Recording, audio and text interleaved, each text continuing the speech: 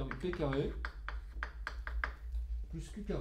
On voit bien, ça va nous faire V carré IF carré en facteur donc de cos carré plus.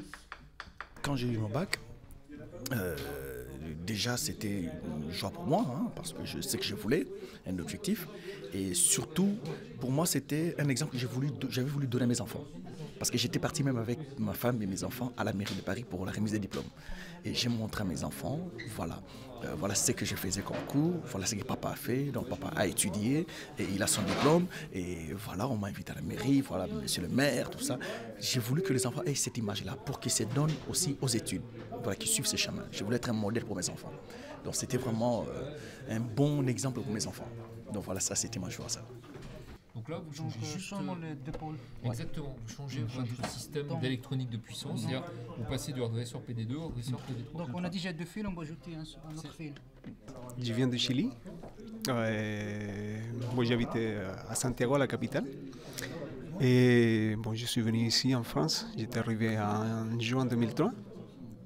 Je ne parlais pas français, évidemment, parce que nous on parle espagnol chez nous. Et après, pour la rentrée, on a vu qu'il y avait des cours de la mairie de Paris, des cours de soir, pour apprendre le français. Donc j'ai commencé à cette même pour la rentrée 2003. Et là, j'ai passé 2 ans en cours de soir pour apprendre le français. J'ai passé un certificat de formation générale à la maison des examens. Et après, bon, j'ai continué mon 3e année, c'était les cours de grammaire et orthographe. Parce que j'avais vu déjà que je pouvais faire quelque chose, parce que moi, à la base, je suis électricien.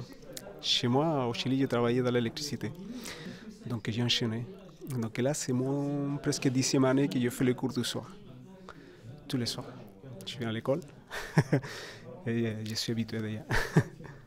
Enfin là, je vous laisse vous débrouiller. Hein. Vous essayez de voir l'entrée, elle est triphasée. Oui. La sortie, ça change pas. Exactement, ça change pas. Par contre, l'entrée est triphasée. Ouais. Je me souviens toujours la première fois que j'ai commencé, parce que j'ai commencé à lire et tout ça, et à voir que je pouvais comprendre ce que je lisais en français, c'était génial. Après, bon, j'écoutais tous les jours la radio, donc j'ai une petite histoire par rapport à ça, parce que j'écoutais la France Info, parce qu'ils m'ont dit qu'il fallait écouter ça, parce que c'est la répétition toute la journée. Donc comme ça allait rentrer dans ma tête.